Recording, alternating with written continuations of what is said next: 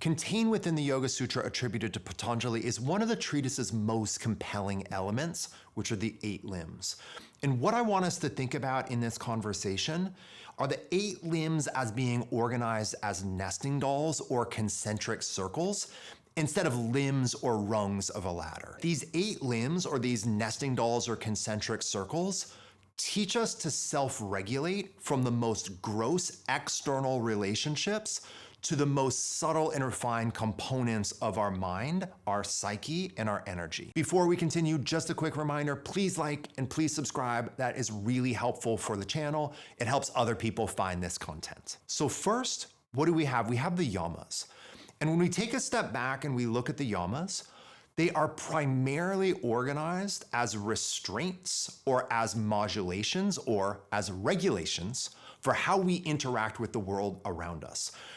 All of these layers, ahimsa, satya, aparigraha, brahmacharya, asteya, are primarily about our interaction with others. Nonviolence, truthfulness, non-greediness, non-hoardiness, and celibacy. That's what these layers are. Now, I'm not asking you to buy into all these layers, especially the dynamics of brahmacharya is complicated in a householder setting. But when we look at these on their surface or on their face or in their most overt way, what we'll see is these are really regulatory behaviors about our relationship with others and the world around us. Now, of course, in a modern interpretation, we can take each one of these layers and say, oh, we need to be nonviolent towards ourselves. Sure.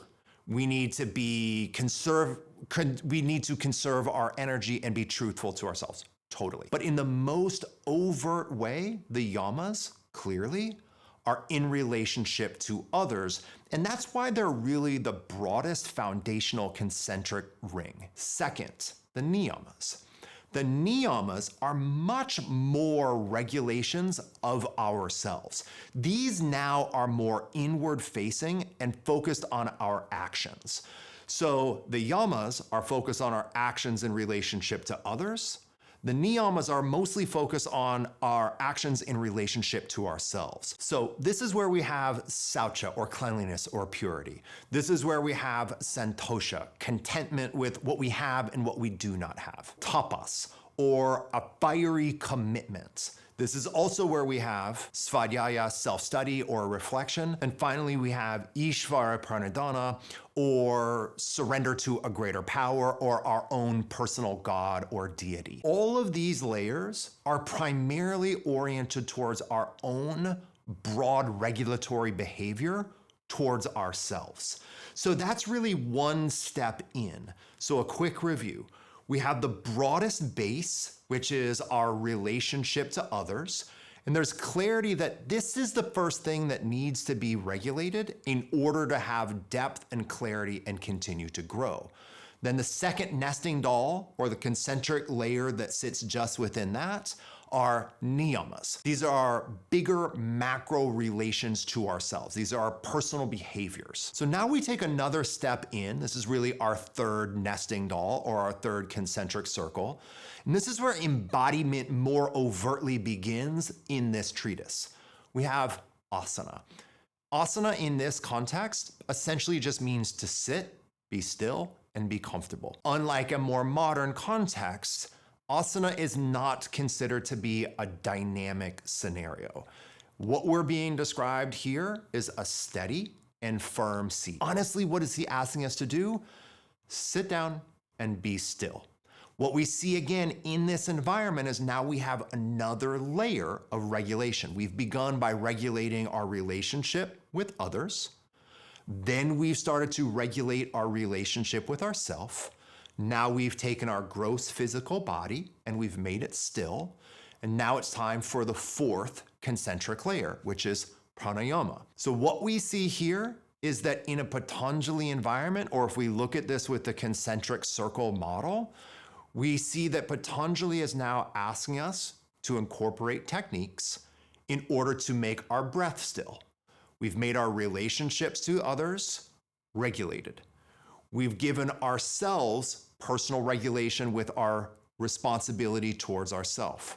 We've made our gross physical body still, and now with pranayama, we're starting to make our breath and or our energy profile still. The next ring, Pratyahara. Now, Pratyahara is seen and interpreted just like all these other layers in different ways. But I think in the most straightforward way, we can see Pratyahara as a regulation of our nervous system through either disengagement with external stimuli or greater disengagement to the stimulus that's coming in. So either A, we are literally removing ourselves from stimulus, or B, we're becoming more inoculated or disengaged with that stimuli. I personally think it's most realistic to think that Patanjali was encouraging option A, which is more of a removal of self from those external stimuli that enhance or that give us that drive that comes from sight, scent, touch, sound. So now we're going to continue on into what Patanjali is laying out as the very subtle content. And I'm going to put concentric circle 6, Dharana, and concentric circle 7, Dhyana, together in the same conversation. They're separate rungs, but I think the best way, or separate concentric circles or nesting dolls, but I think the best way to perceive and understand the difference between Dharana and Dhyana is to do so by talking about them together. So first, 6, Dharana. Dharana is really thought about as concentration or focus. And there's a nuance here, which is there is still the understanding with Dharana of subject-object distinction. Bear with me on this. There is me focusing on that. So in Dharana, it is I focusing on a thing. That thing might be a mantra. That thing might be a sensation. That thing might be a thought. Now, this is a means by which to control, or in this context, regulate our energetic or our mental quality. Our ability to focus our attention is really to be seen as a regulatory ability. We're able to regulate our attention. And we can ask ourselves again, how are we going to be able to regulate our attention if we can't be still and if we can't have relationships that don't contain violence or lying or hoarding or greed, right? But now let's go another level to Dhyana, and let's compare Dharana and Dhyana. So in Dharana, like I just said, there is me, and there is me focusing on that. In Dhyana is considered to be more of a flow state or a meditative absorption, meaning there's no perception of a difference between this and that. There's no longer a sense of, I am me concentrating on that. There is instead pure absorption. There is no longer a subject and an object distinction. This is now more a place of full integration. So finally, the most subtle and refined component of all of these layers, Samadhi. Now, once again, Samadhi is just so nuanced and intellectual, and I'm going to be completely honest with you. I don't believe I've ever had an experience of it, so I don't really know how to describe it. Do I feel like I have had an experience of all of the things prior to now? Yes. Do I live in all of those early concentric limbs all of the time? No. I struggle. I practice. But when we see this whole process of refinement or self-regulation from gross to subtle, what we can now start to interpret is that Samadhi is a state in which all previous layers have now been internalized, and we are living with the outcome of that self-realization. There's one more real, I think, broad component to getting all of this, which makes the concentric circle model of the 8 limbs as self-regulation that much more compelling. From a high-end understanding of Patanjali, Patanjali is interested in re-separating Purusha and Prakriti. Now, that's its own conversation and then some. But in the simplest form, Purusha is that which cannot be named, that which animates all things. Prakriti is all matter, both mental, physical, and emotional. So it's not the same mind-matter divide that we often think of, because in this worldview, in Prakriti, mental content is considered matter. So if it can be named, if it can be touched, if it can be thought, if it can be felt, it's Prakriti. Everything else, or that which is nameless and animates all things, Purusha. Now, Patanjali believes that our true nature is Purusha, and that we have become entangled in Prakriti. And the only way in Patanjali's worldview, in order to experience the true self, the Purusha, is if everything else gets still. And the simplest way to think about this, everybody, imagine you're looking into a deep pool, okay? Now, imagine there's something on the bottom of that pool, like a silver dollar. If there's any agitation or movement in the waves, what are you going to see? You're either not going to see that silver dollar at all, or you're going to see a distorted aspect of it. You're not going to see it clearly.